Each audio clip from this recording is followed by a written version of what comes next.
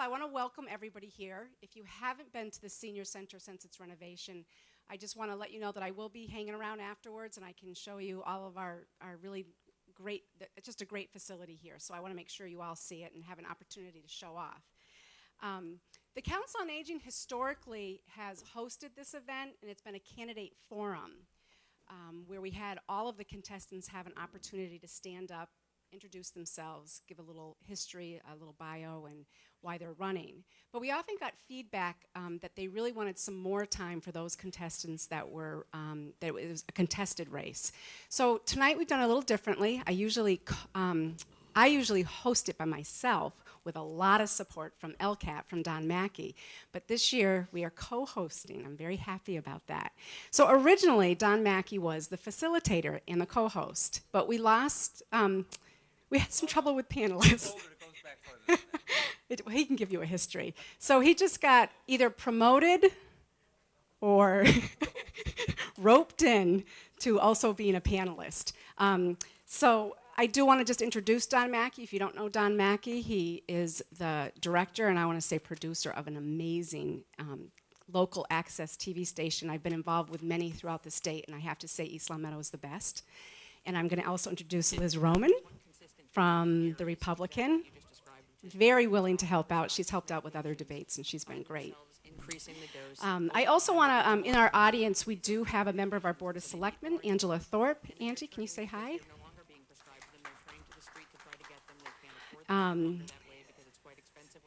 So the agenda for the evening is to have an opportunity for non-contested candidates to informally meet and greet members of the audience and enjoy some refreshments. They will do that for maybe 20 minutes, 25 minutes, so you'll have an opportunity in a few minutes just to come up and meet two of our non-contested candidates who are here. So I just wanted to introduce everybody who is here. Our non-contested candidates is Rich Ficero, running for school committee, and Tide Richards, who's running for planning board. And hopefully if some of the other candidates stop in, I'll kind of point them out as they come in. And then I also want to introduce William Gorman, running for Board of Selectmen, and Peter Punderson. So at this point, enjoy some dessert, and all low calorie, I'm sure. So absolutely. And the water is absolutely free, and it's low calorie. Oh yeah. And I do have to recognize our town moderator, Jim Shields. I definitely demoted him this year. So thanks, Jim, for being here. So enjoy, get up, get some refreshments. You can come in and talk to the candidates for a little bit, and then I'll have Don Mackey take over at that point. All right.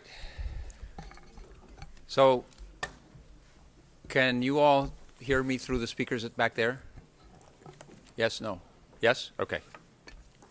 So, good evening, everybody. Thank you very much for coming out to this debate, Candidates Night and Debate.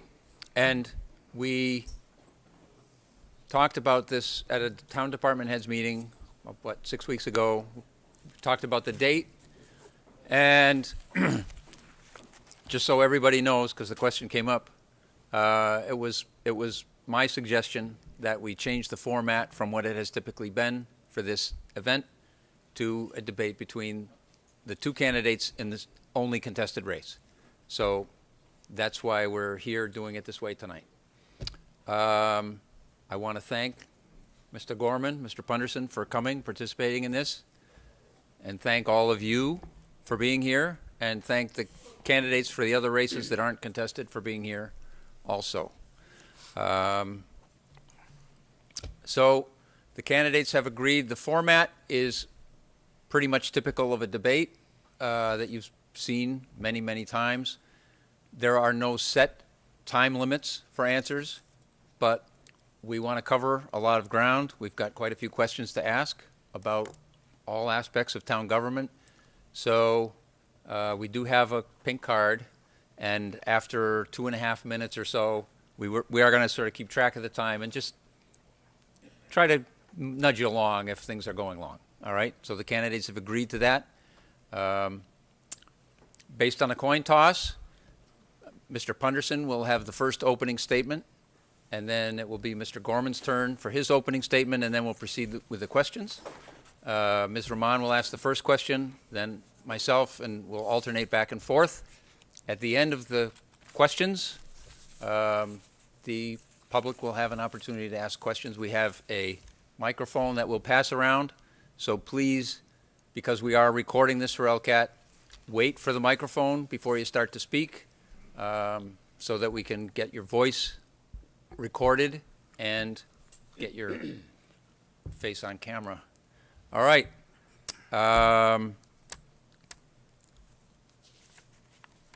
Let's proceed. Mr. Punderson. Good evening, everybody, and thank you for attending tonight's candidate forum. I'd like to thank Carolyn Brennan for making this possible and for making all the great programs that she does at this Council on Aging possible. It really provides a great place for a lot of the elderly people to come and mingle and talk with new people and meet new people. My name is Pete Punderson. I'm a candidate for Selectmen. The good Lord's let me be around for 62 years. Been married to my wife, Joanne, for 34 years, and my daughter, Lauren's here right now. Together, we have 3 children, 4 grandchildren. We live on Pease Road, and that's a street I was raised on, just kind of coincidentally. We have restored the second oldest house in town, and it's actually a house that my friend lived in, Chip Harris, and I grew up in. It's been my, what I want to say is I want you to know that this is my hometown. 62 years here, but it's also our town that we share together. It's been my good fortune to have successfully served the town of East Long Meadow for 8 years. 5 years as chair of the Community Preservation Committee, 7 years as a proud member of the Planning Board, and a 1-year chair of the Planning Board, and a too short a stint as a member of the Board of Selectmen. It was an intense time, and I stand proud on what we were able to accomplish in that time. During the course of the 8 years, through lots of communication with the departments that or the boards that I served on, board heads, board chairs, and talking with many town officials, I've been able to develop a really deep understanding of our town government, how the different boards work with the town government, and how our taxes are formed. Additionally, it's been my privilege to also have formed great relationships with the town department heads, many of the committee chairs, people that work in the town hall, the Department of Public Works, and our great fire and police staff. Currently, I have been spending many hours attending the Board of Select meetings and the Appropriation Committee meetings in order to come up to speed on the issues that are surrounding this year's budgetary process. Also, I spent time reading the 2.5 prop primer, how new growth is calculated. I've read the MGM Casino designating us as a impact community, and I've read the fantastic school report concerning their budget. Folks, right now I am engaged very heavily in the town business. I am very aware of a lot of the issues that are coming across the different committees' desks. I'm ready to sit down right now and serve the town, the residents, the families, the children, and the employees of the great town of East Long Meadow. Because of my experience and my desire to serve and how it enhances my life, I'm asking you to once again restore me to the position of a member of the East Long Meadow Board of Selectmen. Thanks very much.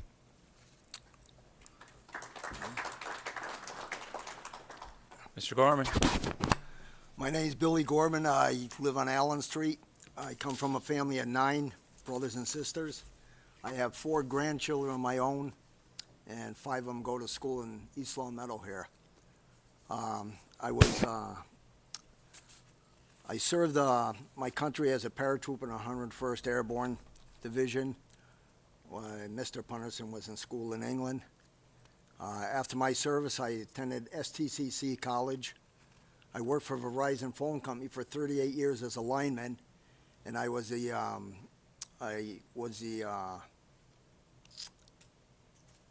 local 2324 business manager for the phone company. I had 1,250 people I was responsible for. I traveled to Boston and Washington, D.C. to bargain contracts and for safety for the people and all the raises that they may have incurred. Plus, I also got them the best Blue Cross Blue Shield plan that you can get right now. I own Billy Gorman Construction Company right now. I developed Woodbridge Estates. I was past president of the East Long Meadow Taxpayer Association, and I was a past member of the Personal Policy Committee. I also coach many youth teams out here, which I still do. I am qualified to handle the budget and contractual obligations of the town, as I run businesses with much success. I'll be 70 years old this year. I should be home sleeping right now, but I chose to run myself. I didn't ask lawyers or people or anything. I ran because I'm concerned about the town and where it's going, and I'm concerned about how this selectman job is just a fiasco with the last few people we've had here. We seem to have, this is a stepping stone for many people. They come here, I mean, who's going to stay to help East Long Meadow? They all seem to want to go somewhere else or go to a higher elected job. I'm not going anywhere. I'm 70 years old. I'm here to stay, you know, and I think we need a different form of government because the way it's going right now, the town's getting too big for the form of government we have right now. So, you know, I appreciate everybody coming tonight, you know, taking the time out away from your families. And, you know, I would like to have you elect me, and I'm not a BSer, I'm a worker. And that's what we need right now, because we have too many people that give you a song and dance all the time. Well, the dancing's over with. We got to start doing something for the town, getting things straight in this town. Because we got I hear a little saying from everybody, we got town corruption here. As you can see with past selectmen, one went to jail, the other took off and he resigned. And now here we are with Mr. Punderson and Mrs. Baronski. She stayed here a while and now she's going for a better job. We got to get someone here that's going to stay here and do for the town instead of doing for themselves. But thank you for attending, and I appreciate it.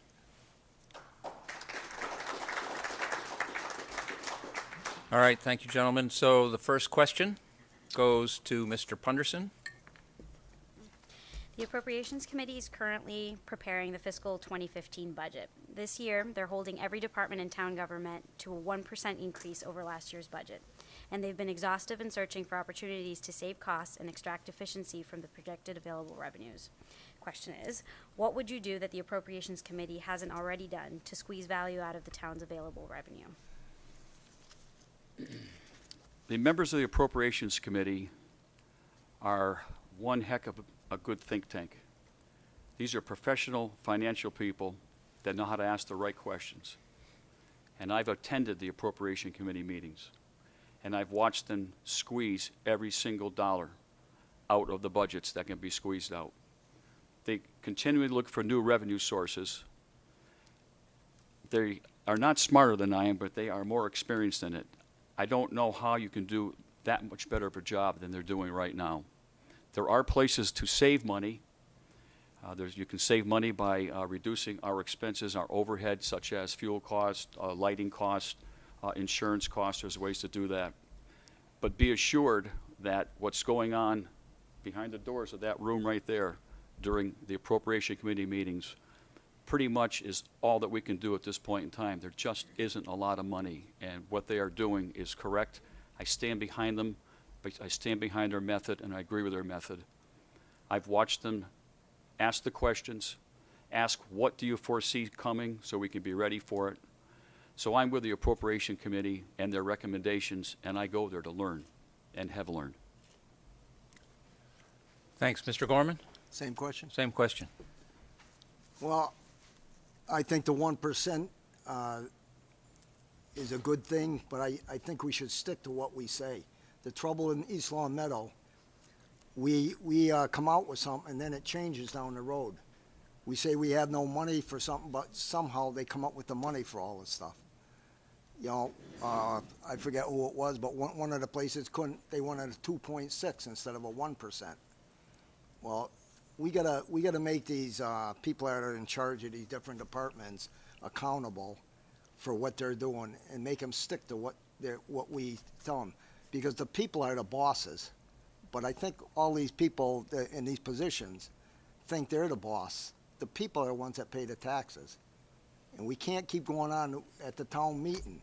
They stuff the town meeting with people when they want something through. You get a certain amount of people there. We didn't have enough people for a quorum, but nobody said nothing, so they passed everything. We got to stop spending. We're spending more money right now than we're bringing in. And it's all because these people, you know, these people in charge of these things don't adhere to what they're supposed to be adhering to. And I think we're going to be a little tougher on these different department heads and make them do what they're supposed to do. They all want bonuses because they're doing a good job. I don't think they're doing a good job. Not when you're spending more money than you're bringing in. Something's wrong.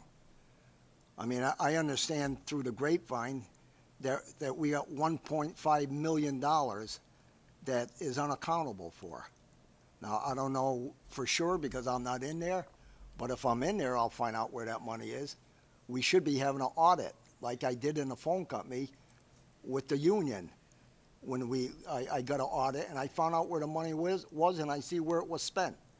For some reason, since Jimmy Driscoll and Jack Villamino, nobody seems to know where this money went. But they were sure to send you a tax bill, and your taxes sure went up. So we got to make people adhere to what they say they're adhering to. If we tell them it's 1%, it's 1%. And I don't think we should budge from that. All right, thank you. So this sort of first group of questions are all related to taxes and budget. So this fiscal year, FY14 that we're in now, we saw a 10% increase in the tax rate. And some individual homeowners saw a larger increase on their taxes, larger than 10%, that appeared on the December tax bill once the valuations had come in and the tax rate was set. What's your analysis of the factors that contributed in FY14 to that increase in the tax rate? This is not an easy thing to go through. I understand it. I've spent hours with the accountant and reading the 2.5 primer. In 2012, the town received an additional $900,000 of state money, which went to the general fund. Because of it, we did not tax to the full levy. The levy is the total amount that the town can tax the taxpayers. Additionally, the next year, there were expenditures where we needed to take care of some school problems, and there was about $1 million, and there was another approximately $1 million that was spent on capital projects and some other things.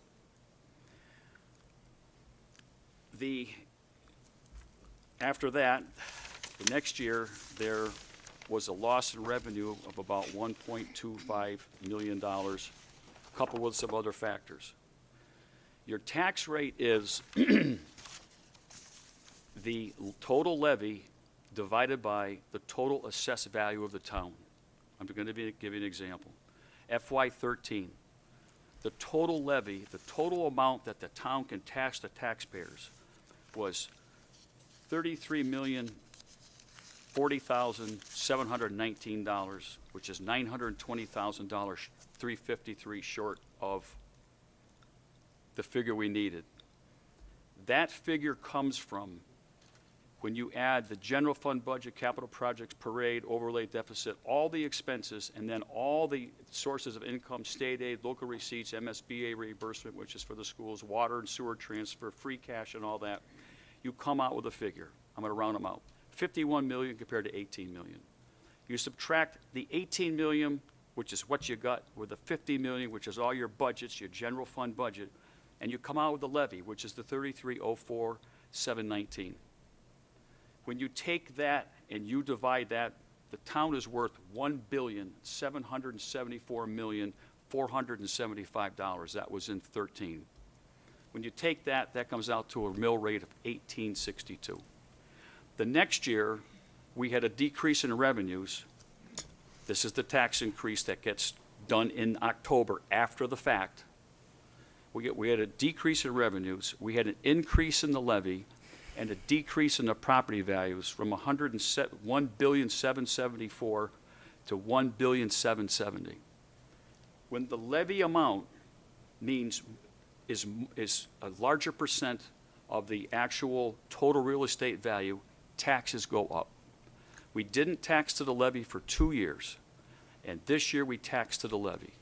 The way it works out is, for 2 years you got a tax break because in FY13 the tax rate was 862, in FY12 it was 885. So it went down 1 year and now it's gone up. It's basically a deferral of what you would have been paying into taxes.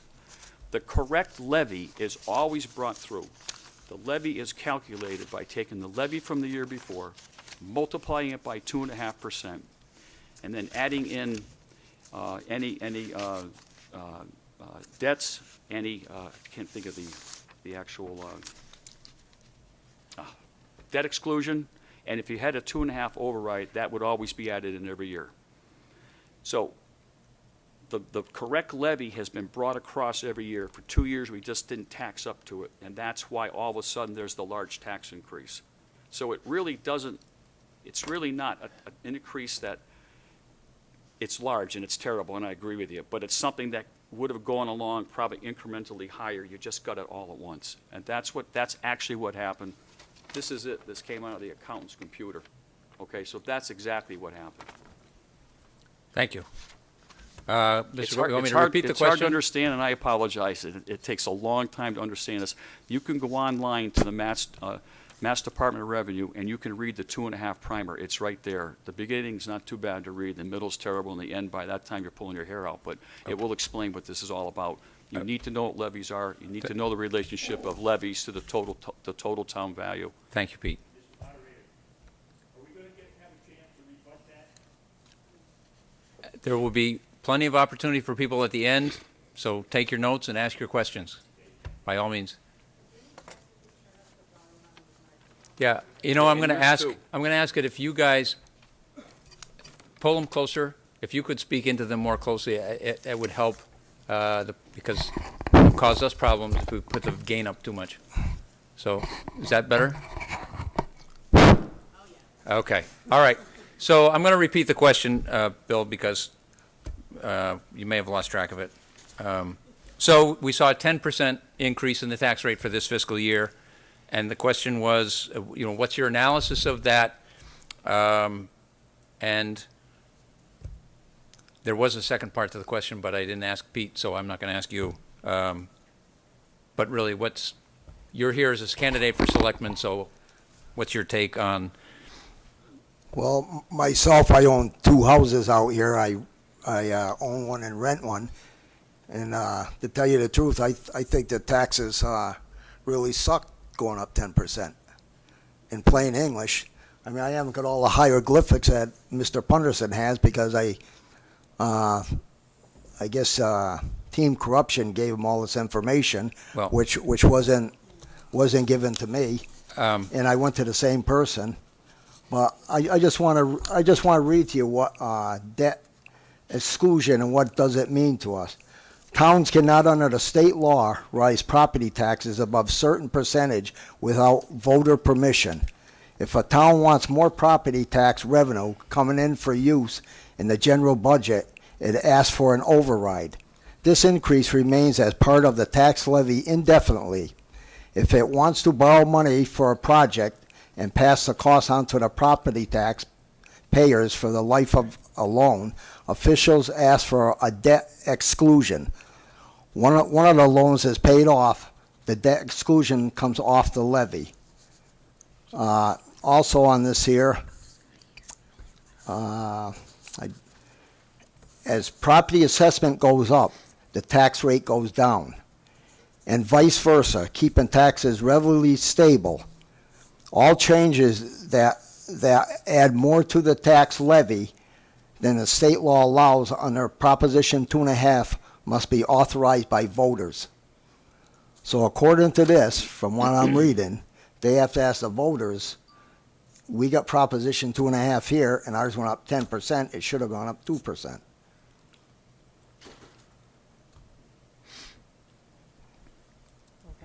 Okay. Next question is, I guess, for Mr. Henderson. At a recent meeting with the town administrator, the appropriations chairman conveyed an invitation to the Board of Selectmen to become more involved in the budget-making process. Is that an invitation that you'd accept? And how involved do you think the selectmen should be in the budget process? I'm kind of hard to hear. Yeah, Oh, yeah, it sorry. is. Okay. Yeah, it is. It's not- Just it's lean not- right in there. You gotta, it just slows Hello. down a bit. Yeah.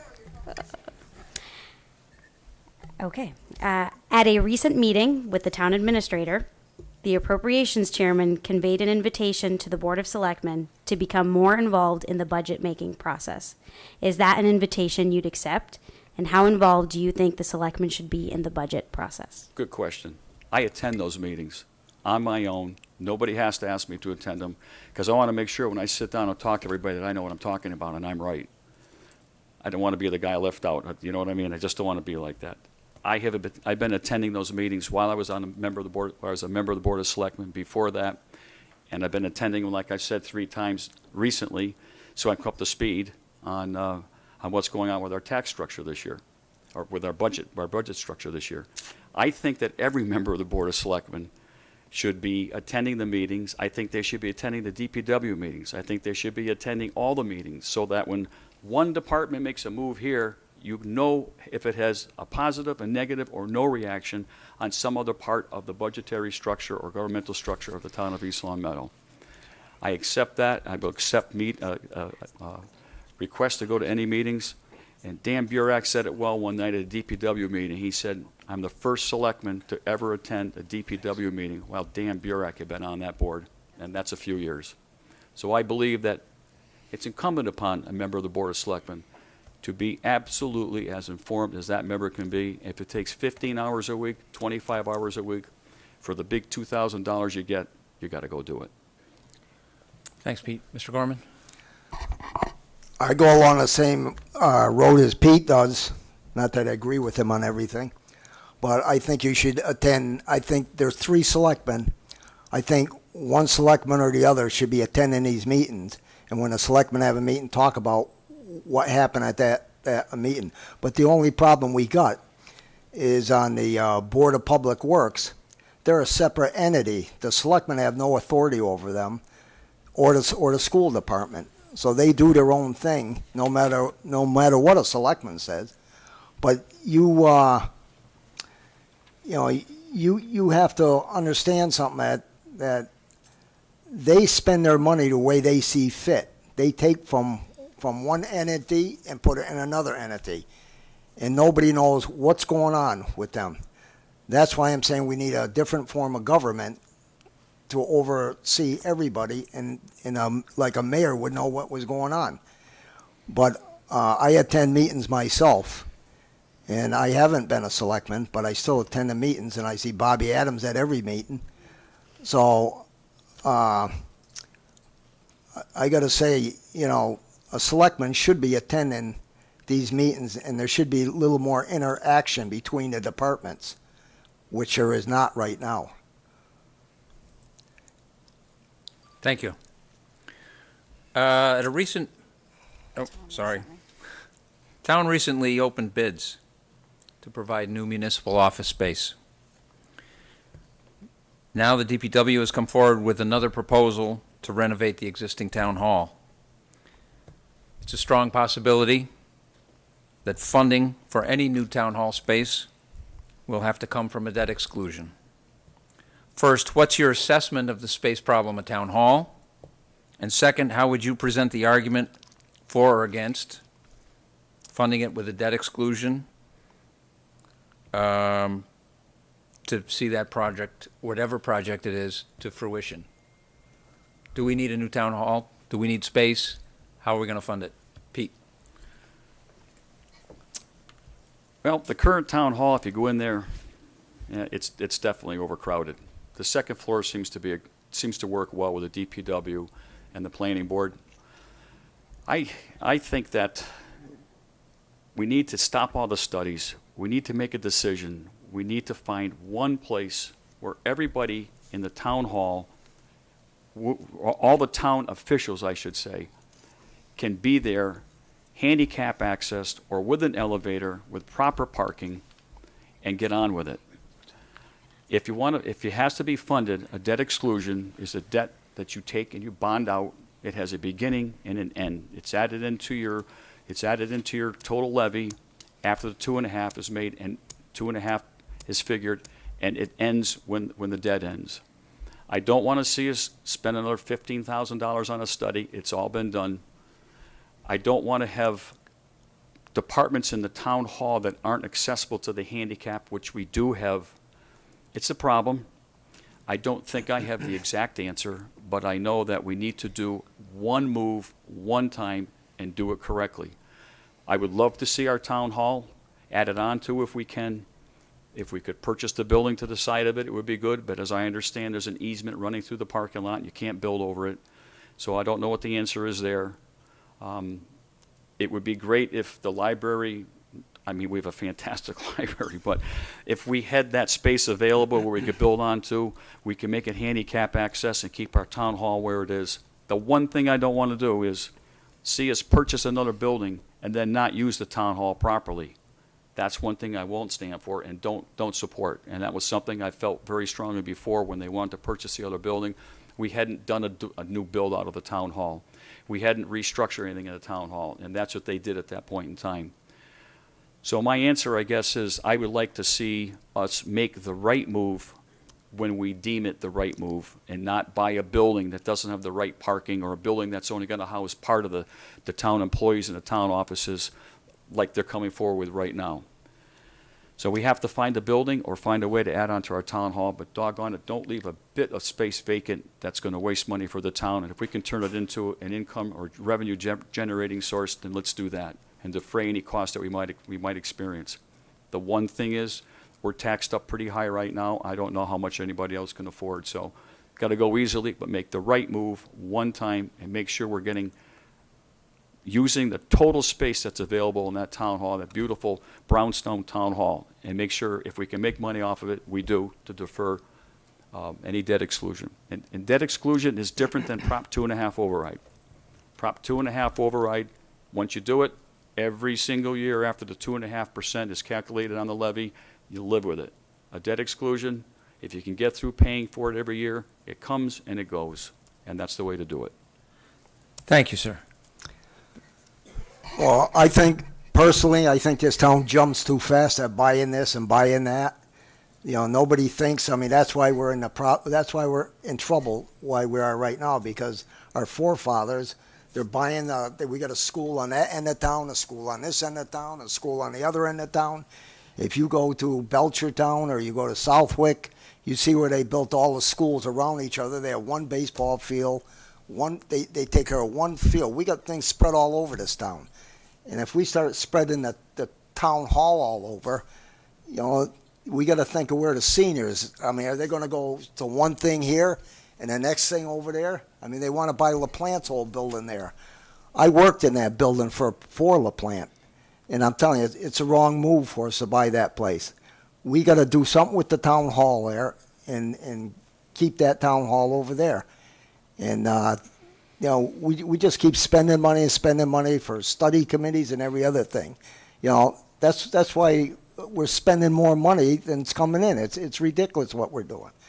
That's why I ran, because I'm kind of sick of paying taxes out. Your taxes go up. What about the poor people on set income? You know, those people can't afford to have their taxes. We're getting taxed out of East Long Meadow. We have 131 houses for sale in this town right now. I remember growing up, it was lucky if you could get a house here. People were waiting for a house to go up for sale so they could move to town. But, you know, we just keep spending money for all these study committees. You know, we keep looking at this building, that building. We buy property here, buy property there. We got to put an end to it. We got to sit down and make people do the right thing. You know, you got, like I say, you got to make people accountable for what they're doing. All right, thank you. I'm going to ask. It's fine. So this is the last of these questions relative to taxes and budget, and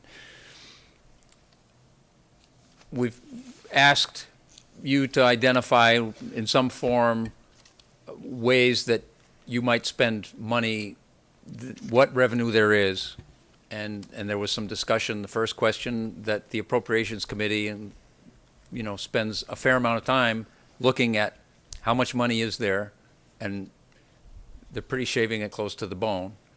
But people differ as to, could you save more money by doing this as opposed to that? My question is a more general question. All municipalities today are in very difficult straits. There's an expectation that taxpayers have or residents have as to services that should be provided by the municipality. Costs of everything go up. And I'd just like to get your perspective. Do you think people expect more for the tax dollars that they pay than is economically sustainable, and is part of the issue that people need to reassess what they expect town government to provide for the amount that they're willing to pay?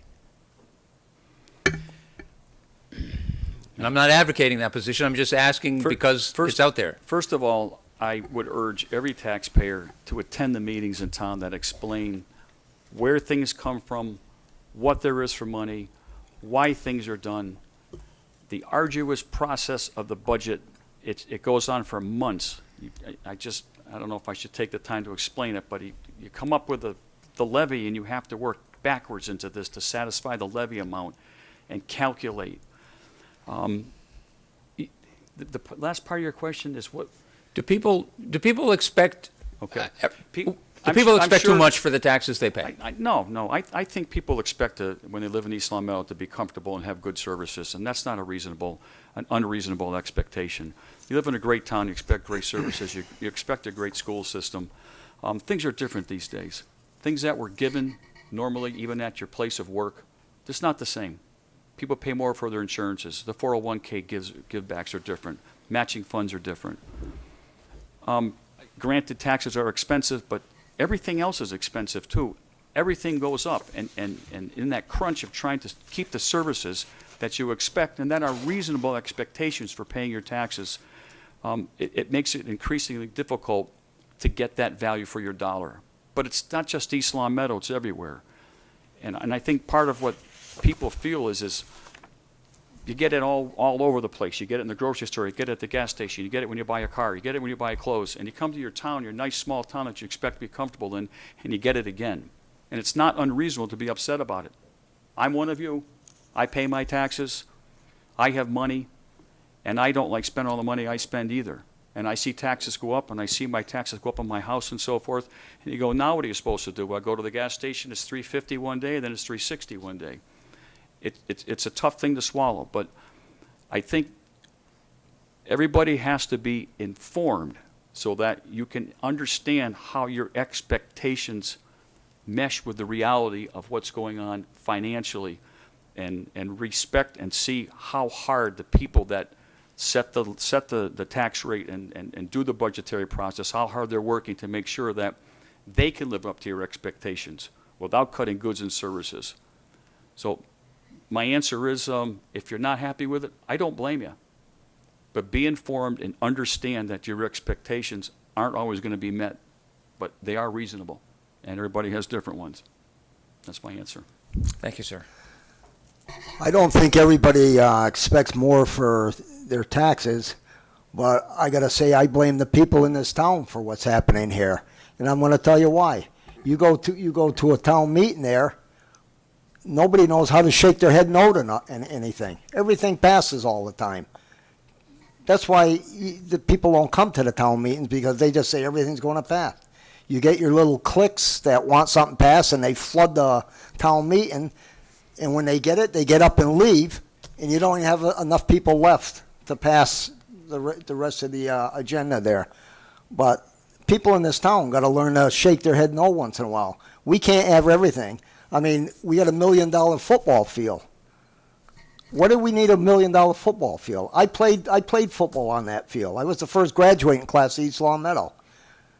Couldn't we have taken that money and used it for something else? I mean, you go down your roads, I had 2 flat tires. And within 2 weeks on my car, it cost me $325 to fix them. Bent my rim. I mean, we got to look at other priorities where we're spending the money on what's more important. We got to put priorities ahead of things.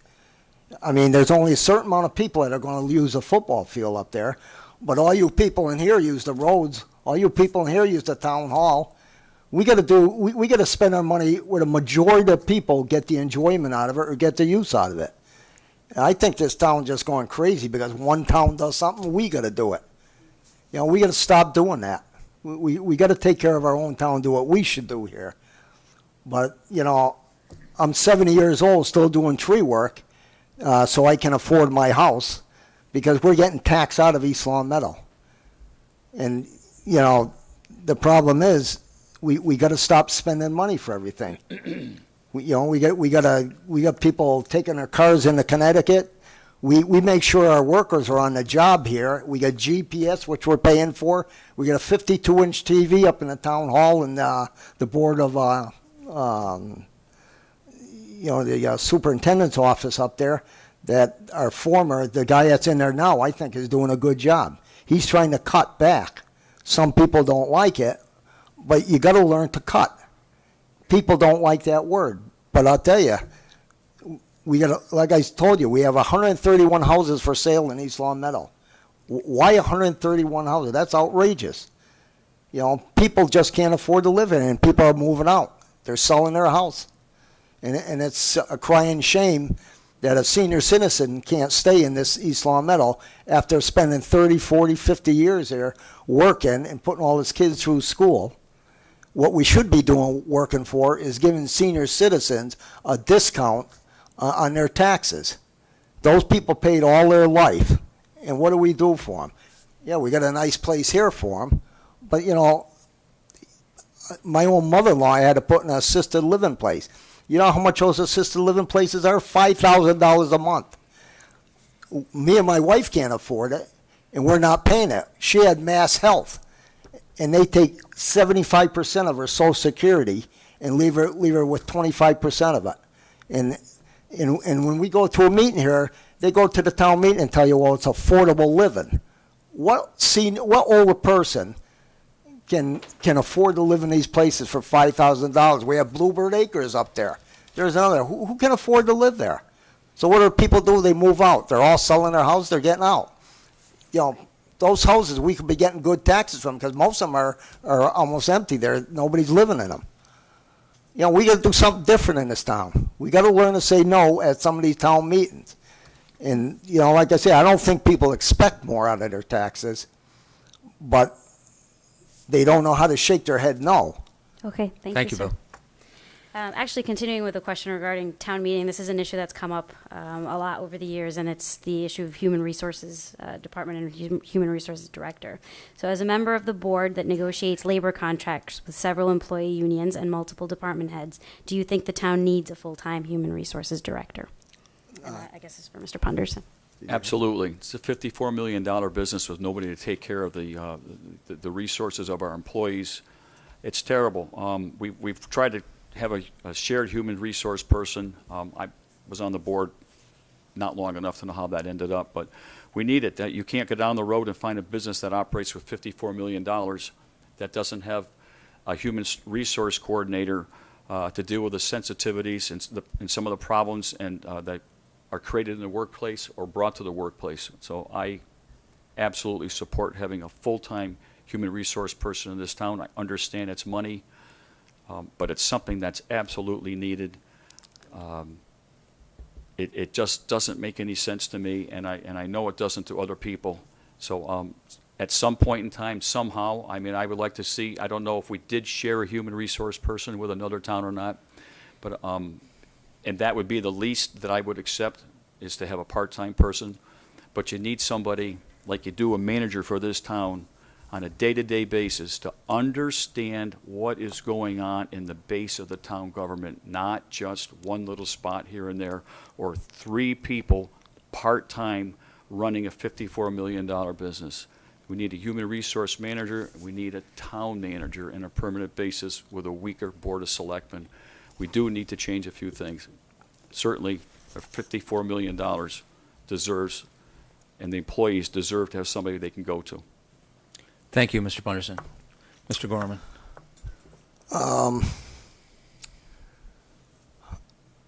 I don't know whether I disagree or agree with you, but we do need a change in government and a manager or a mayor. But the problem here is we got all these positions in town now that aren't needed, that were created when some people take over these jobs.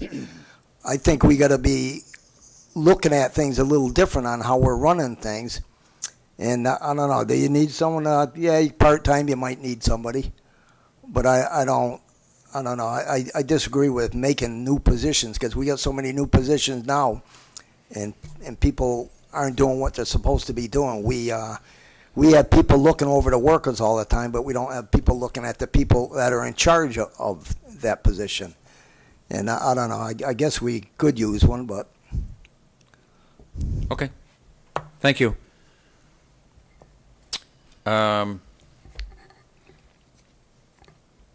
What role do you want to have as a selectman in the hiring process within the departments under your authority? Should the board have a policy that defines the role across all its departments, or take each hiring as a case-by-case basis, or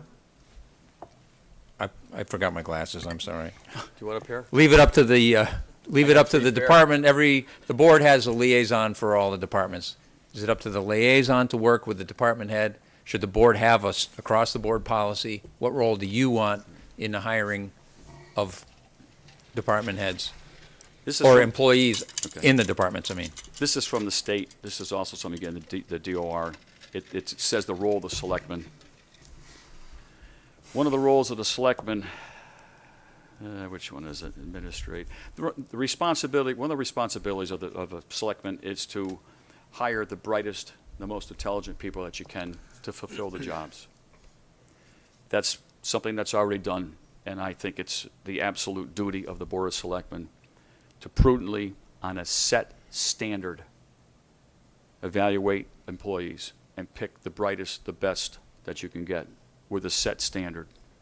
To answer one of your questions, I believe there should be a standard. But the second If I may. So I guess the question really is, you have a department head who's going to hire someone in their department. Mm-hmm. As a selectman, what role do you want to take at what stage in that hiring process? How much involvement do you want in the hiring of people who work under your department heads? And should the board have a policy that goes across the board, or should it be on a case-by-case basis? There should be a policy that goes across the board, so you have standards. Otherwise, you have no basis to make a decision from one case to the next. Okay. If you've hired the proper people to be the head of the department heads, you have to have, as an employer, the confidence in that person will live up to their job and use those standards and do the same thing in hiring the best and the brightest for that position. I think that every member of the Board of Selectmen should read every resume of every person that is going to sit in front of that department head and apply for the job. There's no need to micromanage if you have hired the proper people.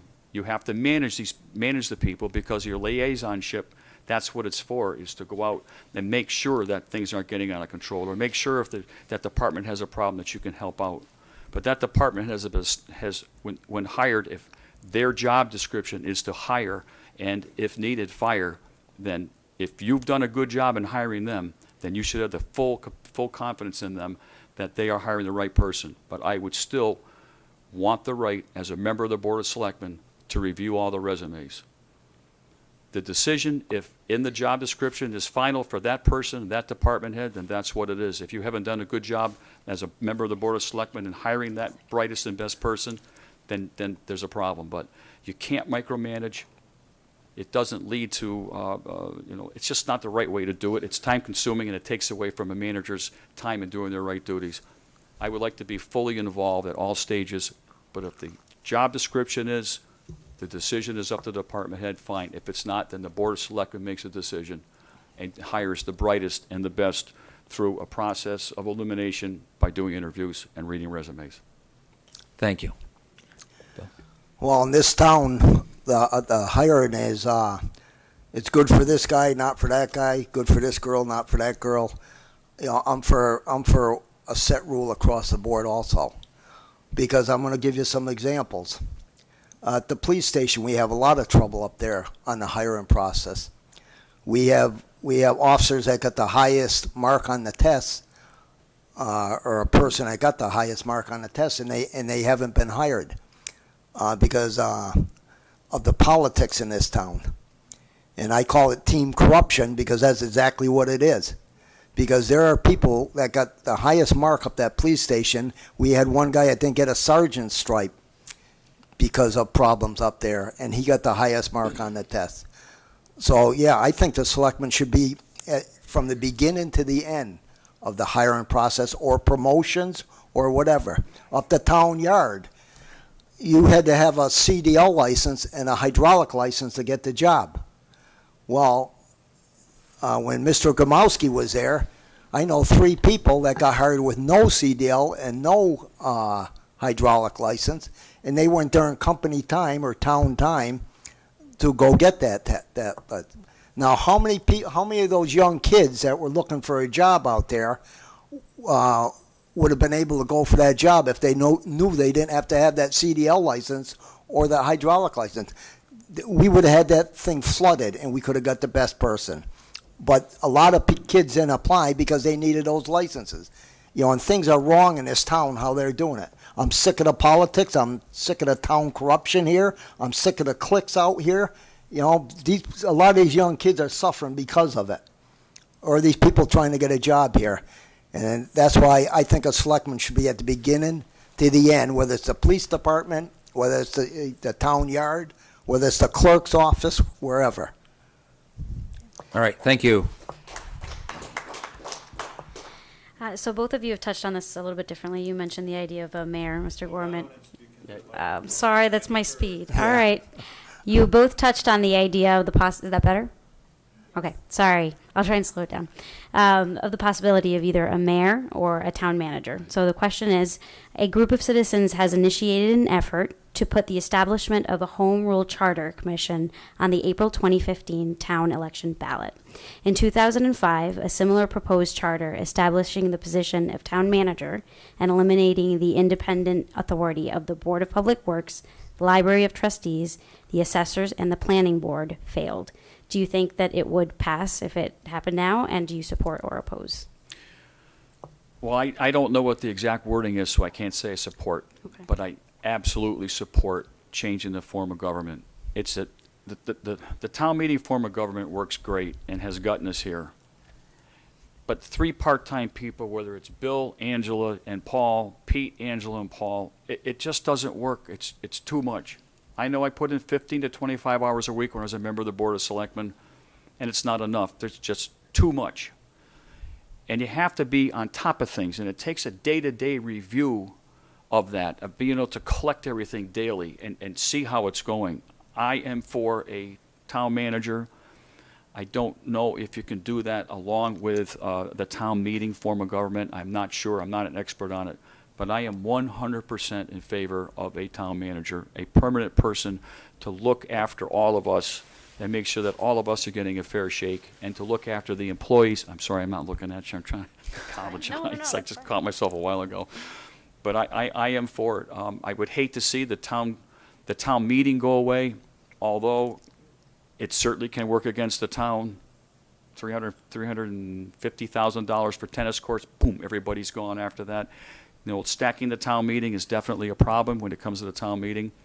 On the other hand, if it has to go to get a professional town manager to overlook and see that everything here is being done correctly, then that's what we need to do. And we need to do it sooner than later. I think that it has and I don't know what the wording is, but I think that a change in government now would be a lot more popular than it was years ago. Things aren't great. Oh. East Long Meadow's a great place. Things aren't what they used to be. They're not for anybody. And we need to squeeze everything we can out of everything we have, and it needs to be done on a daily basis. All right, thanks, Bill. And I'm going to ask you, just to clarify, because you sort of raised the question about the wording, all that is on the table at this point is a desire to circulate a petition to put the question on a ballot, should there be a charter commission? To my knowledge, and I'm somewhat informed, there isn't any decision or discussion about what form, mayor, town manager, anything. Really just, is it time to look at the question again? That's what is the effort. Yes. Okay. So, I Bill. want to ask you, do we have enough people in town for a mayor? You need 16,000? Close. We are at, I couldn't give you the It wa- option, but we're close. When I was a selectman, it was 15,881 people. That was the last thing, but I understand we have 16,000 people now in town. I'm for a mayor myself. So I guess you say as much as you want, but you're in favor of a petition drive to Yes, get a I'm question on the I'm ballot. definitely in favor. I've always been in favor. For the main fact that you can see what's happening with the selectmen. This selectmen deal has been a turmoil for the last 3 or 4 people that come here.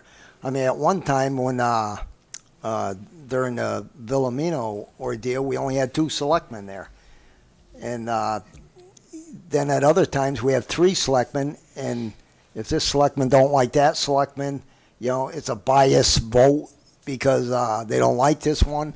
I mean, I think 3 selectmen is ludicrous myself. If anything, you should have 5 selectmen rather than 3, because the way this vote is going and the way they hire people and the way they give raises. Because I was on a personal policy committee, and let me tell you, that was the biggest farce committee that I've ever been on. Because everybody that came in, their person should get that raise, but yet. You look at the town roads on one person, particularly up the Board of Public Work. The roads were a turmoil up there. But when his boss came in, oh my God, you thought that guy walked on water.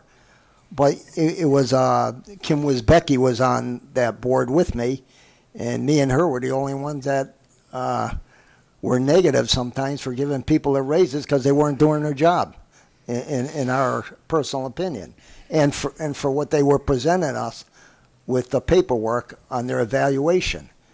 But I don't know. We gotta do something different with this town because, and I understand that it's going to take 3 years to change the form of government. So if we started right now, it's going to take 3 years to do it. It ain't going to happen overnight. So, good lead into the next question. Essentially, what do we do in the meantime? And we've touched on some of these things as we've gone along tonight. But if everybody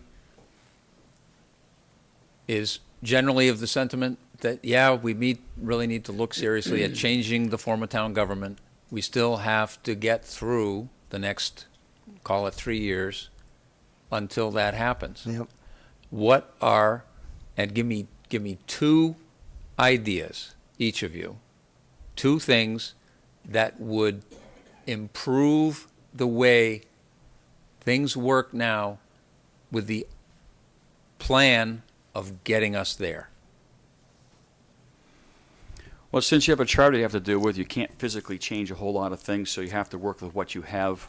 You need a strong board of selectmen. You need 3 people that are informed, intelligent, and make decisions based on a thoughtful process and a compassionate process, and can make those decisions and can move on and can have discussion and don't table things, and that have real discussions and do their homework.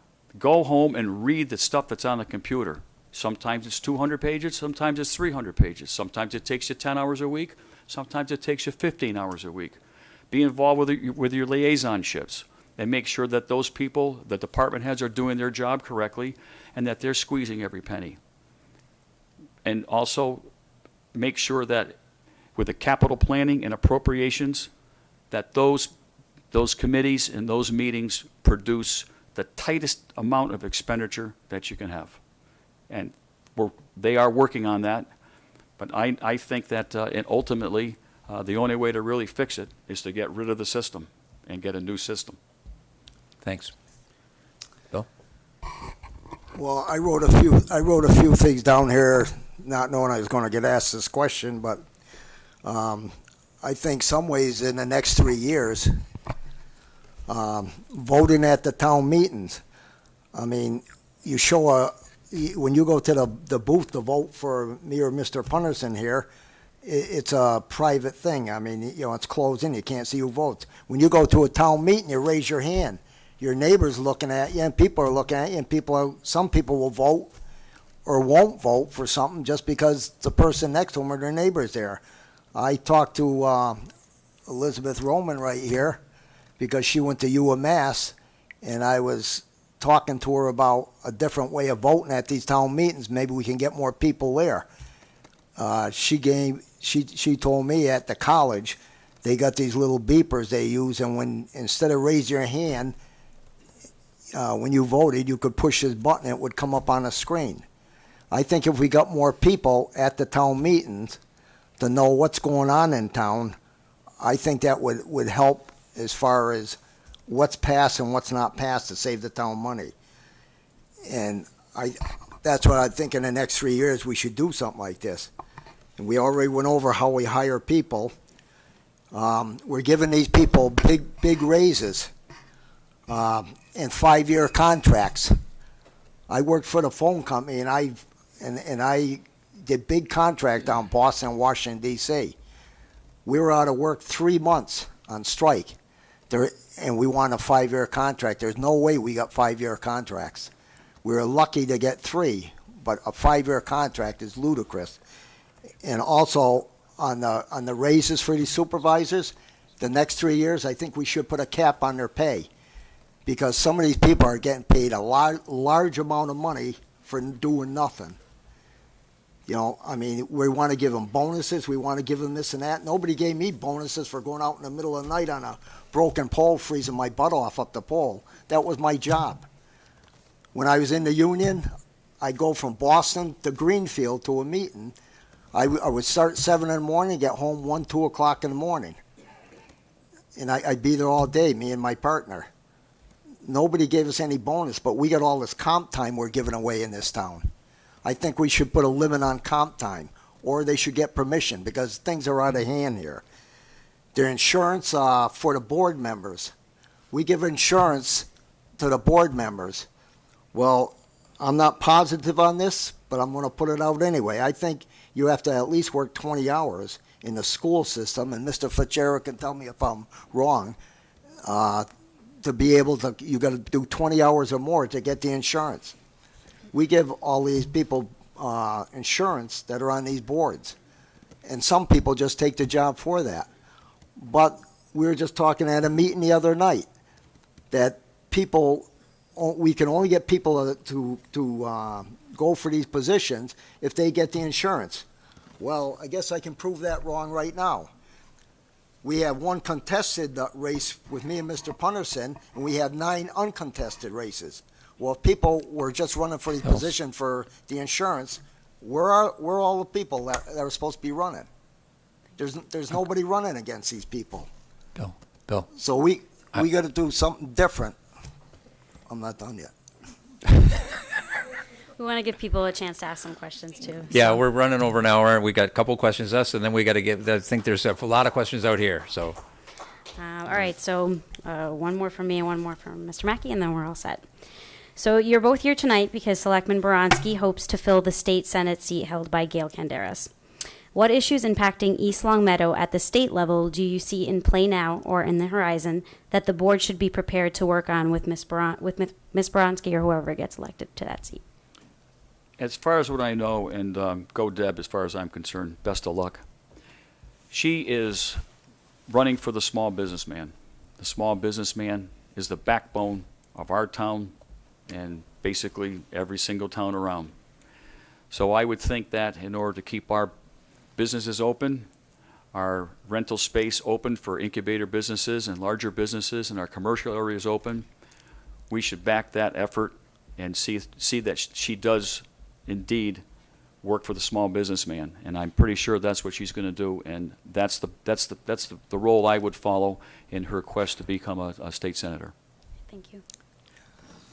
Well, my thing is, I think we should be working with her to get more state money for roads and and for schools. And, you know, I think that's what we should be working for, because the roads are the worst condition they ever been since I've been born. And, you know, I wish Ms. Poronsky the best of luck. But, I don't know, I just think that, I don't know, you know, we got to go after state money and grants and, you know, things that help the people here. Okay, that's it? You good? Yeah. Thank you very much. All right, this is the last question from us. So, you're here, the only contested race, and pretty much, in my memory, most recent town elections going back several years, very few contested races. There's long-standing, and you know this, vacancies on a lot of appointed boards and commissions. We broadcast every week or every 2 weeks the meetings of 6 executive boards in town, all the town meetings. This is no complaint about all of you being here, but this is a turnout for a town election on which rides the next 3 years of your town government. And I don't think there's 50 people here. Everybody knows about this problem. Everybody talks about this problem. It's an intractable problem. I don't know what to do about it. What role does a selectman have as in a leadership position to contribute to some way to get more people involved, to participate, to be interested, to do the kind of homework that you're talking about? Because that's really how our government was designed to work. And a lot of what you're saying about that it doesn't work is these empty chairs. Good question. 10% of people do 90% of the work. It's always been that way, probably always will be that way. But I believe that if you don't come out and be informed, go to the meetings, then don't complain. So I guess my answer is, for all those complainers, get off your butts, get off your couch, go to the Board of Selectmen meetings, listen to them, ask questions, go to the Appropriation Committee meetings, the DPW meetings, the school meetings, and then if you want to complain, at least you can have a logical discussion why you have a complaint. I don't know how to get people out of the houses, calling a gas scare, a fire scare. I don't know what it is, but I think it's, you know, the leadership on the Board of Selectmen. It should be stated maybe on the air, maybe weekly or what's every other week that they meet, that we don't have anybody down here and we're a little lonely. We'd like you people to come down and listen to what we have to say. On the other hand, Mr. Mackey, you got a pretty popular television station, and there's thousands of people that sit home and listen to what's presented by your great station. So a lot of people are getting more informed, but they got the convenience of doing it from their house with the clicker and everything, which isn't a bad way because you got your own fridge and your beverages. But come on out, and I think the Board of Selectmen should take a leadership role in creating an ad on the TV, a public service ad, something to get the people to come out and be in front of the boards and listen to what's going on. And then if you want to complain, go right ahead. At least it'll be a great discussion and an informed discussion. And I guess that's what we should do, is just keep on talking it up and get people out.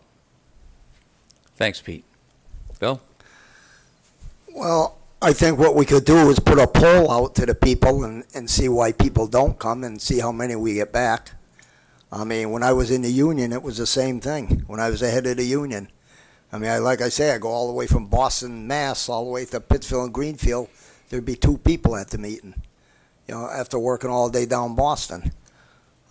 We try to do incentives. We try to give people a day off if through the union, working with the company, and you still can't get people to come. But I don't know what we did, but eventually we had a lot of people coming. I mean, you go for a contract talk, and you don't get their money or their insurance, you bet your neck they're at the meetings.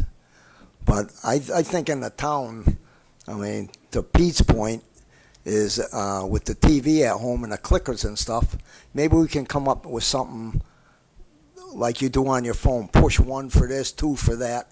Maybe we could get people involved at their house. And when a vote comes up, you push 3 if you're a registered voter, and their name comes up, and you can see if they are a registered voter and click 1 or 2 if you're yes or no. But other than that, I mean, you can't force people. Everybody got their own lifestyle right now, and they got their kids are in this and kids are in that, and but when their taxes go up, more people seem to come. There's the answer. Raise their taxes up in the north. Look at them out here. All right. Thank you very much. I'm going to give Carolyn the microphone. And please, again, wait and speak fairly closely, as I guess you've all told us. Speak fairly closely into that mic so everybody can hear the question. And who wants to be first? Gentleman in the back. Oh, sorry, Bob. No, go ahead. It's all right. Everybody gets a turn here. We'll share the mic. We were talking about the process of governing East Long Meadow. I worked for a bank that was $1 billion bank, and one set of rules made a determination of how to be successful, and we call that return on investment. What that means is you look at the dollars you spend and look at the results of those dollars you spend and say it is or is not satisfactory. Now, if we had a strategy that revolved around that, we could measure all of the performances of all the departments of the work that's being done by our town government and be able to say, yes, it works, or no, it doesn't. It gives you an answer to say we keep it going or we get rid of it. I think that might answer quite a few problems if we adopt a return on investment program. Thank you. In the back, Carolyn. Gentleman in the green shirt. Jacket. Blue. Good evening. My name is John Geraci. I've lived in town for 33 years. Most of what actually I want to say has probably already been touched upon. The system of the government is antiquated. The town meetings don't cut it. People don't get involved. Just look around. The thing is, you ask a question in this town, and it's really, really, really bad. They should have bought the carousel at Mountain Park and put it in front of the city hall and charged $0.25 to get in, because you just get the runaround. And if you got an issue that's legitimate, and you ask a question, upright or wrong, all these departments work for themselves. There's nobody watching them. And whether they're elected, appointed, or volunteering for free insurance, they're not doing their jobs correctly. They're doing their jobs, but they're not doing them correctly.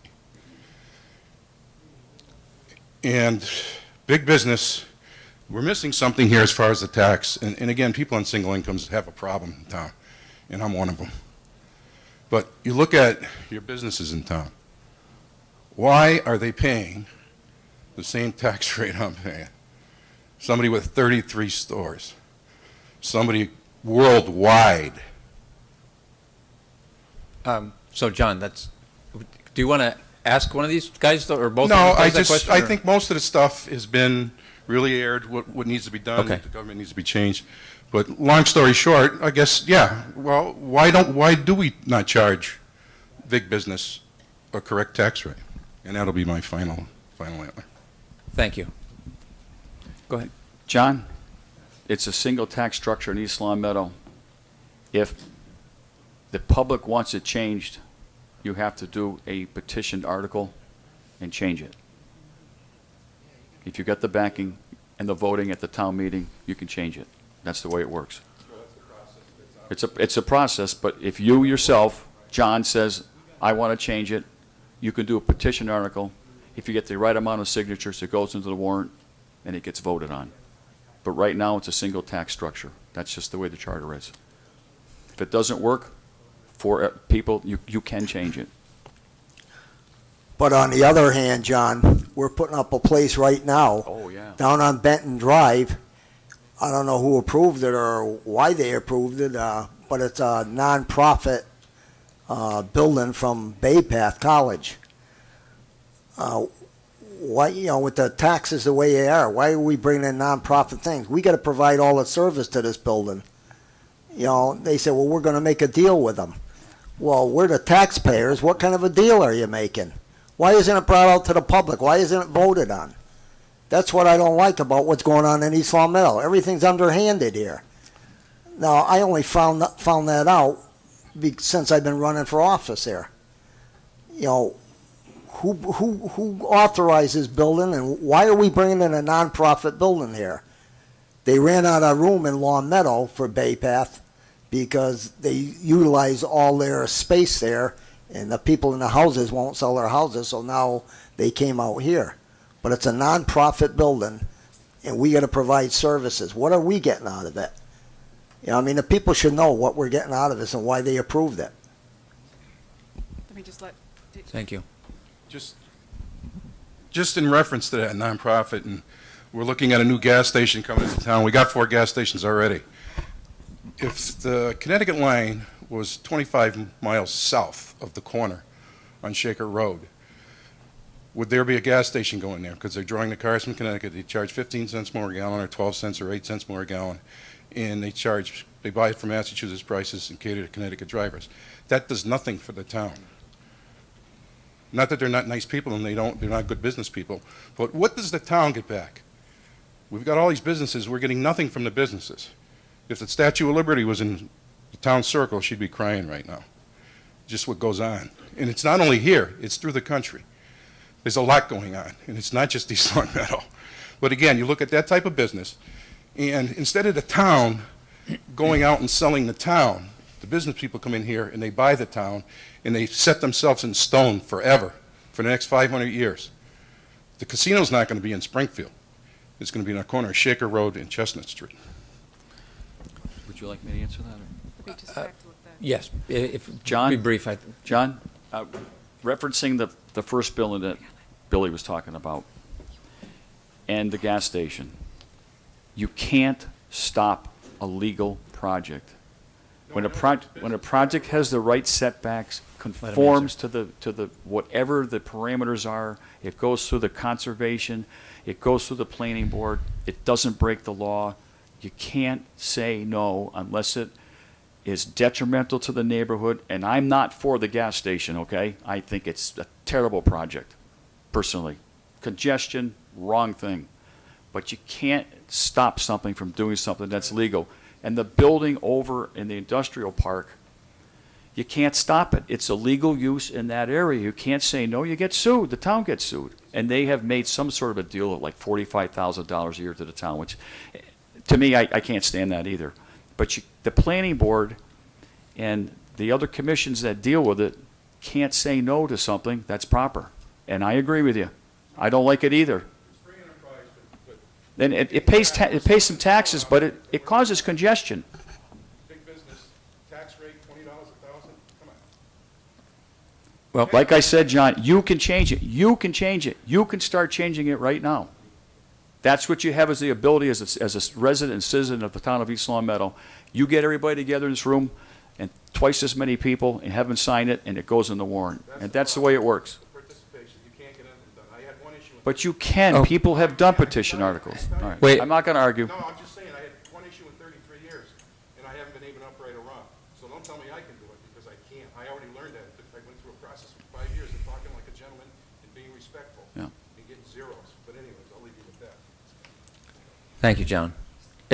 Are there other questions out there? I have a couple questions. Joe Townsend. I was a former selectman for 3 years.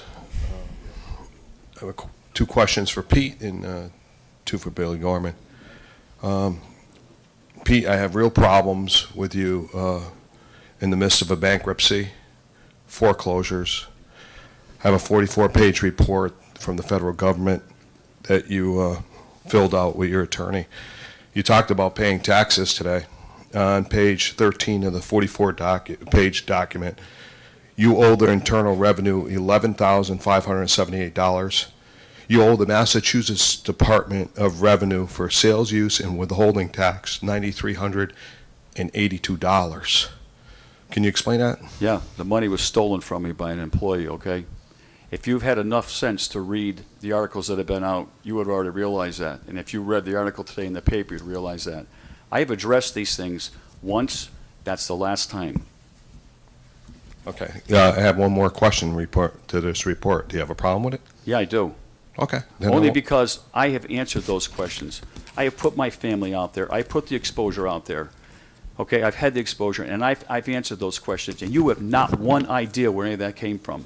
So the best thing to do is to not talk out of turn like you're doing. That's it. I'm not going okay. to answer one more question for me, Mr. Townsend. I'm sorry? I'm not going to answer one more question for me, Mr. Okay. Townsend. Thanks. At least I didn't change my name. I'm sorry? Excuse me? Excuse me. Do you have a question for Mr. Gorman now? Well, I had a couple questions. I know, but he's given you his answer. Do you have a question for Mr. Gorman? You said you had two questions for Yes. Pete? Okay, Yeah, and- so go ahead, Okay. ask your question for Mr. Gorman, integrity means a lot to the Board of Selectmen, all right? Can you explain to me what integrity means to you? Being honest, being upfront, being transparent, and not hiding nothing. Okay, I'm going to ask you the same question I asked Mr. Punderson, but I'm not going to. You tell me what I haven't admitted to, and you tell me what hasn't been brought forward, and you try to tell me in the service of this town that I haven't been transparent, honest, and worked my tail off to make sure that every single person in this town is treated right and taken care of by the duties that were assigned to me as a member of the CPC, the Planning Board, and the Board of Selectmen. I challenge you to find one chink in any decision and any process that I did while I was serving this town. I operated a business successfully until the last 3 years, of which I have paid for dearly, and I have been treated dishonestly. And I'm not going to be publicly embarrassed by someone or by anybody. I'm not going to have to say anything else to you about it. You're out of turn. You just asked me to ask you a question. Okay, I'm done. I didn't ask you to ask me a question. Well, I'm asking about the KPS warrant that was This- issued by the Court of That Palmer. is what's given out when somebody doesn't show up to a court date, which, if you read the paper today, my attorneys told me not to show up to. It was an arrest warrant. Everybody that loses a court case gets a KPS against them. I wasn't going to get arrested. Nobody told me I was going to get arrested, and I contacted the sheriff's office, and it was dead on arrival because of the bankruptcy that I was forced into. All right. There was never an arrest warrant. Now, stop talking out of turn. Gentlemen. Stop trying to sully my name. Okay, That's it. so we're all here I'm because. going to ask Billy a I second think, question. I think, so I just want to clarify because it's getting late. We went through, I think, a fairly comprehensive list of questions that were, I think, pertinent to the issues that face the town. So Wait, if you I have a question, yes, I have one more question for Mr. go Gorman. ahead. All right? Let's hear it. Another thing I want to tell the public, you people that are here, you know the questions I've asked. It's amazing how the LCAT gets my questions muted. I've asked questions in the past. You remember this meeting, you remember me asking these questions. Watch the television broadcast to see if these questions get muted. Watch. Yes. My I next invite you question all is for to Mr. watch. Gorman. Why is everyone getting so upset? I'm asking a few questions. Am I not the only selectman in the history of the state of Massachusetts that Joe. every selectman that sat with me Ask your resigned question. or resigned and went to jail? Ask your question. Okay, my question is for Mr. Gorman. Okay. Because I asked Mr. Punderson these questions, I'm going to ask you the same questions. Has there been a warrant out for your arrest? Have you been through a bankruptcy, or have you been through a foreclosure in the last 5 I years? have not been through No. a foreclosure ever. Ever. All right. Ever. According to this, That's wrong. You're a liar. I've never been through a foreclosure. Look, I'm going to I'm ask you sorry, I'm gonna guys call you that. I'm done. to stop this. It's done. I- This is what this you is are for. here for the. Bill can answer. This is an unfortunate conclusion to this event. Are there any other questions pertinent to the role of serving as a selectman? Could we have the gentleman in the back there?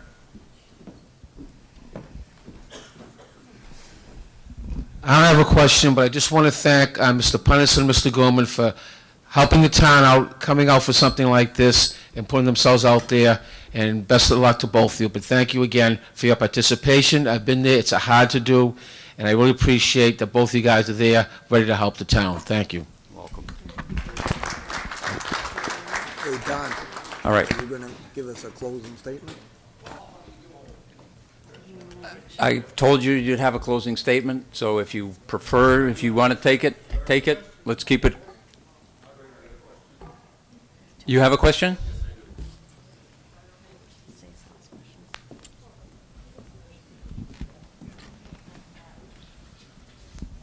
My name's Don Sosha. I've been in the town for 30-plus years.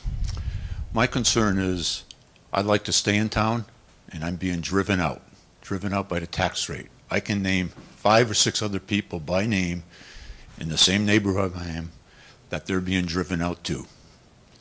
They're going to other states, other places to retire. They'd love to stay in town, but we can't afford it anymore. But if you really look at what's going on, I've got a 4-bedroom house. It's going to get filled up with kids. You're going to have more tax rate increases because you're going to have to educate 3 more kids. What are you doing to retain retirees in town so you'll have a nice demographic mixture of new families, old folks retiring, and keeping them in town so you're not forced to build more schools and spend money. As you drive everybody out of town, you're driving up the tax rate because you're ending up with a lot more kids to educate, and it does not make sense. What is your plans for the future? Where do you see this town going?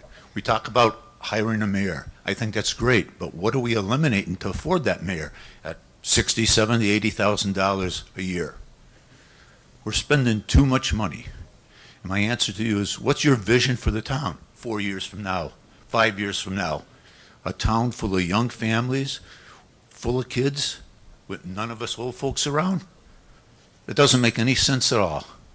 What are you doing to address that? What do you see going on in town in the future with your leadership? Thank you, Mr. Sosha, very much. You and I discussed this with your wife, I believe, at length before the program started. You know where I stand on it, and you know that I want a town that looks like East Long Meadow. It's as uncongested as East Long Meadow can be. There's certain things that happen in the life of a town. It's young and matures, it dies off, it changes. It becomes young and matures, it dies off, and it changes. That's the cycle. I'm 62 years old. I'm there. Maybe you're older than me, I don't know. But I'm at the same point, and I look at my home and my taxes. You can't just change the tax rate. I started to explain how involved it is. It concerns so many facets. You can't just say, I'm going to cut taxes so everybody can live here. You can't just say that I'm going to cut taxes for one section of the town. Maybe you can change the single tax system, John, and make a dual tax system so that the businesses pay more. Then the businesses leave town, so what do you do then? You could cut services to so that the elderly can stay in town. And then what kind of services do you have for the young people? And then what type of course does tack does the town take? Does it increase in value or decrease in value? If it decreases in value, the taxes go up anyway. So what you have to do is you have to do the best you can with what you have and keep an eye on everybody and everything and make sure that the dollars are spent are only dollars that are needed to be spent. We're paying for the inequities of before, of the 80s and the 90s, when everybody had so much money nobody cared. We got to rein in on it, and we are reining in on it. Unfortunately, there's been mistakes made there's been some inconsistencies in how we dealt with the levy, and that's caused a large problem for everybody. I hope that's behind us. We don't repeat what could potentially be a partial failure of the town. I empathize with you. I understand it's expensive. You get it at the gas station, the grocery store, now you get it in the town. We have to do the best we can with what we have, and that's what we're doing. And I see East Long Meadow in 4 or 5 years being stronger than it is now. And I hope that the economy goes along better to make it stronger, so we have more money, so the state can contribute more. Everybody's in the same boat. And I empathize with you, and I understand your complaint.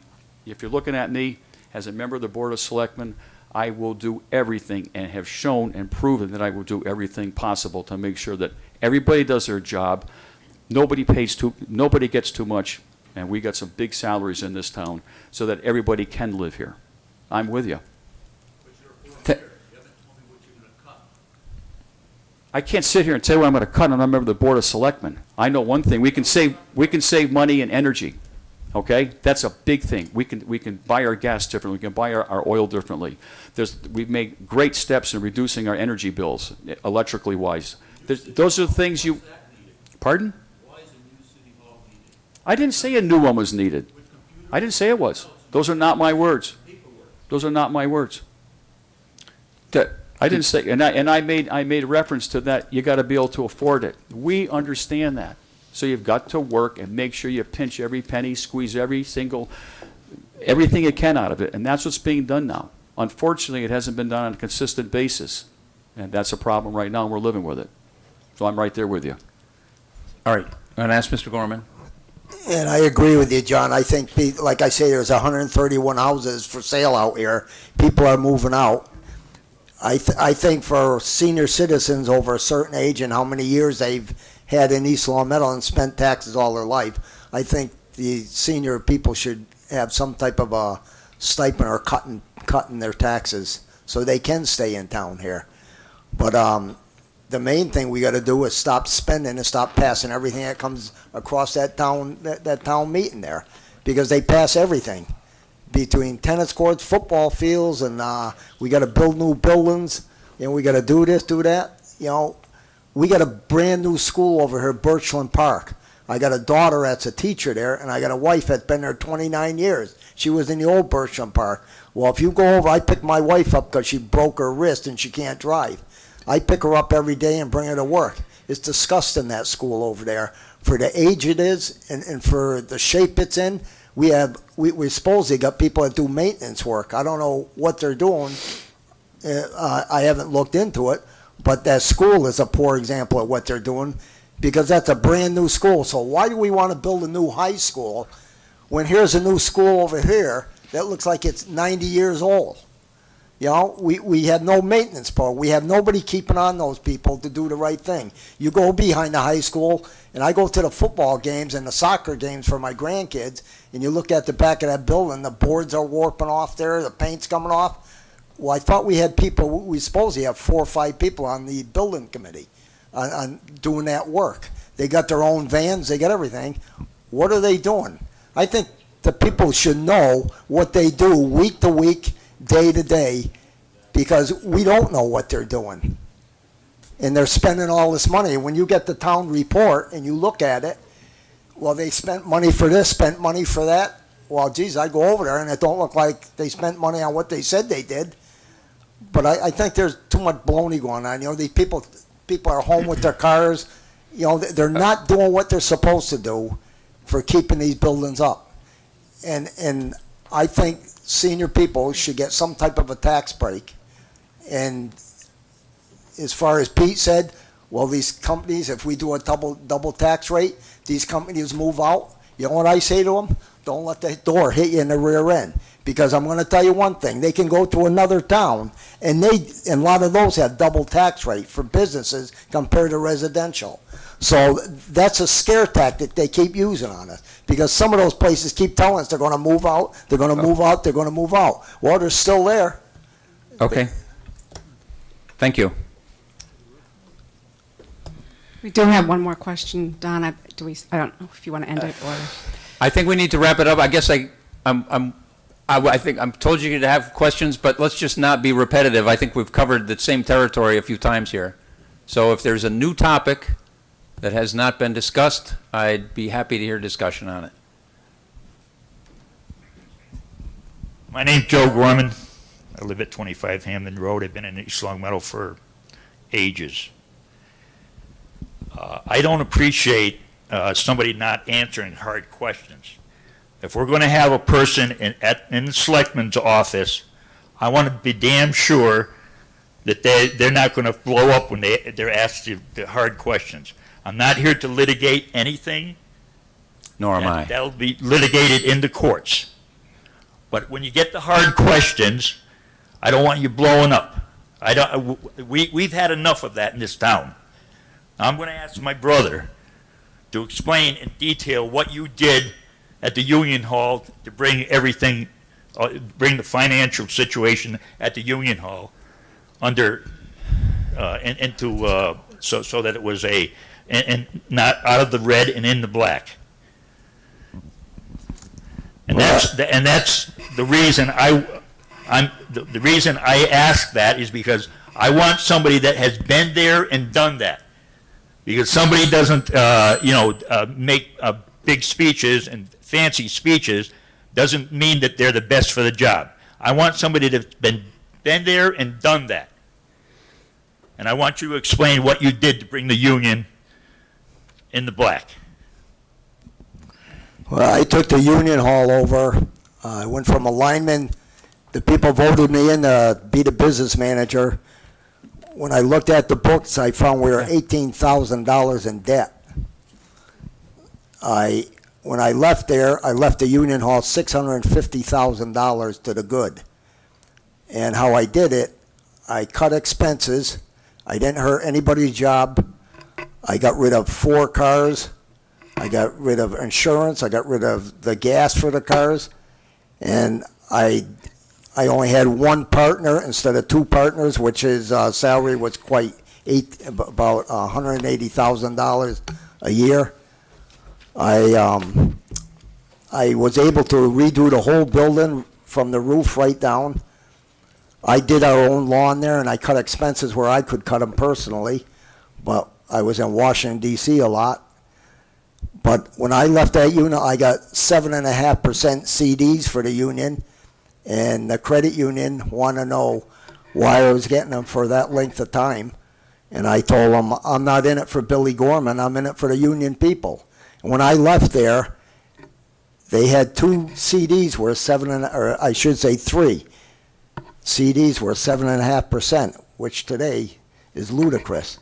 They wanted me to, when I ended my term there and I got out, they wanted me to cash those in. I told them, again, I didn't do it for Billy Gorman, I did it for the union hall. Well, they kept those CDs for years.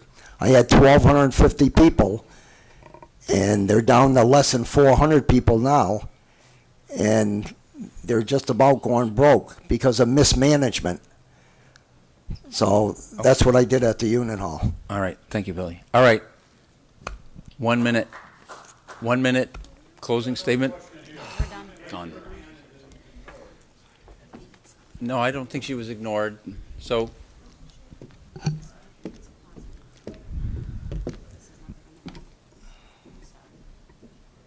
Hi, thank you to both the gentlemen for participating in this process.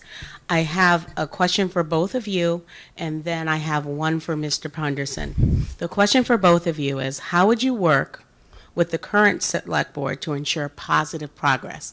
Let's go on a positive note here. And then the other one that I have for Mr. Punderson is, you mentioned with regards to the 10% increase on the tax rate, that it was coupled with other factors. I'd like to give you an opportunity to expand on that. First of all, Selectman Thorpe, it Yes. would be my pleasure to serve on the board with you and with Mr. Federici. I look forward to it. Okay. No better thing than to communicate and get things done. Okay? Okay. That's not a problem. Never has been. All right? You have my respect, and I look forward to working with you. Okay. Okay? Okay. Don't think there's anything else going to happen. Don't Okay. think somebody's going to vote 2-1 against Angie Thorpe. Not going to happen. We're going to work together, make decisions, and get things done in a proper manner. Okay? Okay. This- Mr. Gorman? The second Oh, you question. want to answer your second one first now, too? What was it? Okay, go ahead. No, what was the second Oh, the question? second question was, you had mentioned with regards to the Oh. 10% increase, tax increase, you said it was coupled with other factors. Did you want to expand upon that? I'm pretty sure that you should have that knowledge.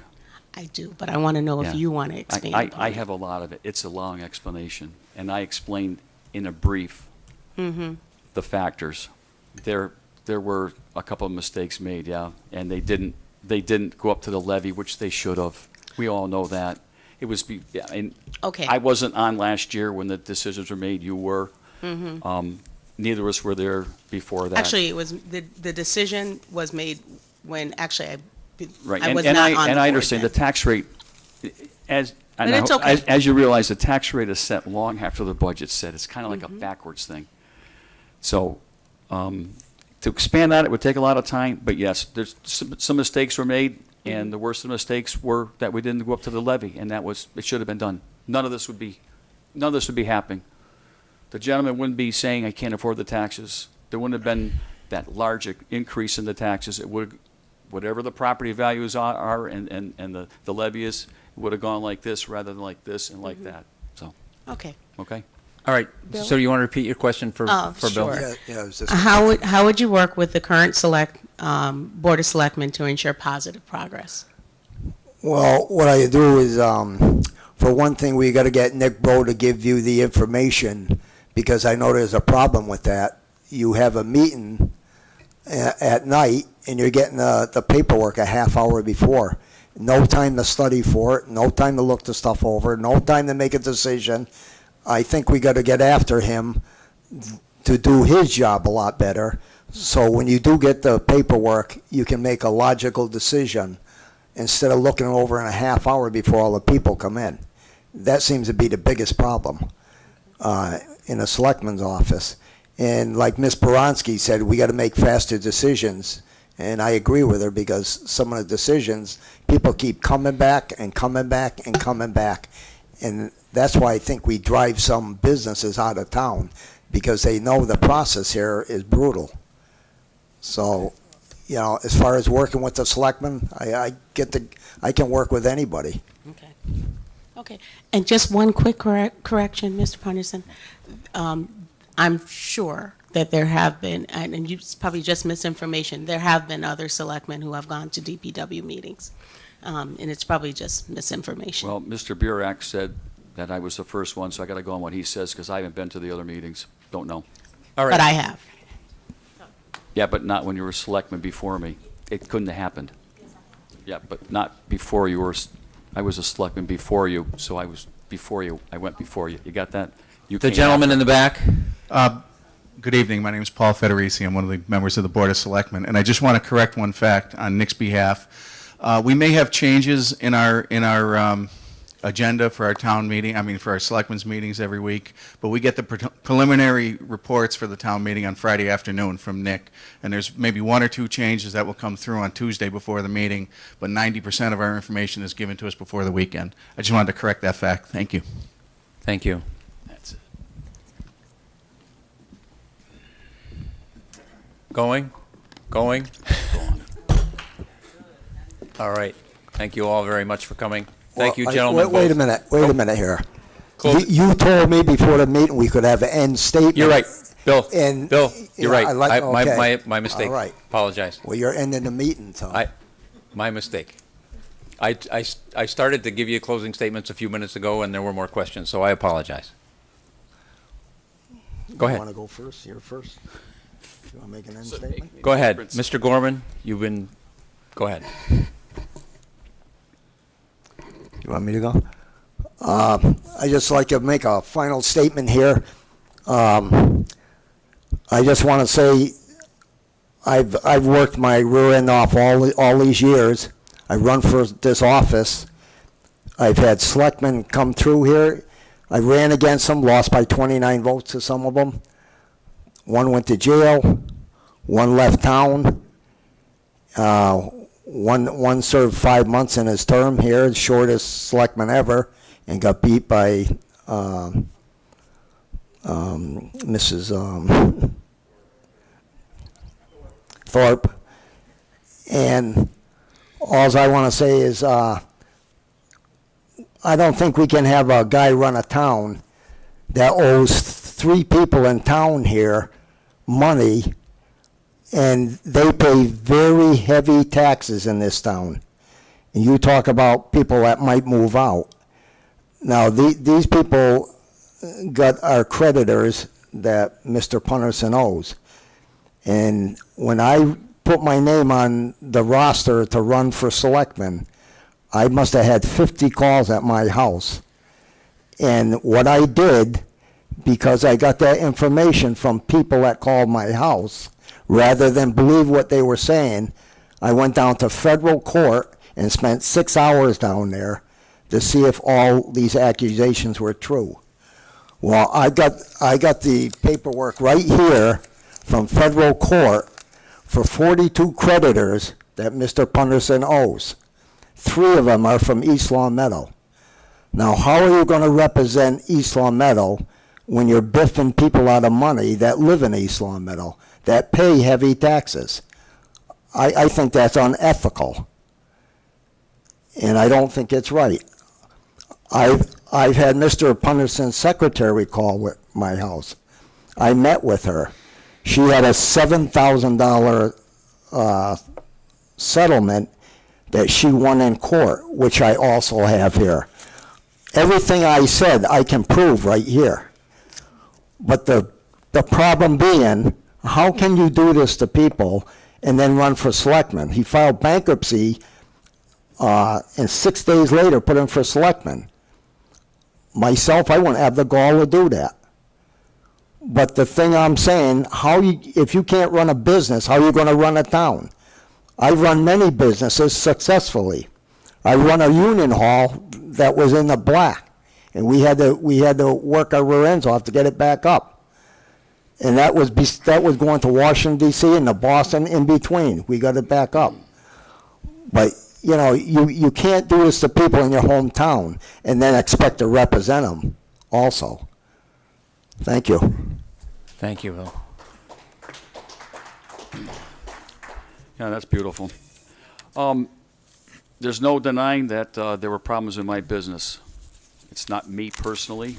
It doesn't hinder, or change who I am, what I am, my intelligence, my ability to lead, my ability to take information and couple that with good thought and come out with a correct decision. I think that Mr. Gorman should read the article I put in the reminder today that sets some of those questions straight as to exactly what happened with those people. I'm not going to sit here and mix up the mud and make it muddier. So I suggest that you look at... It's right here. Right. Nothing but lies. Yeah, it's all lies. Everything that's in there is provable. I'm not going to have a mudslinging contest.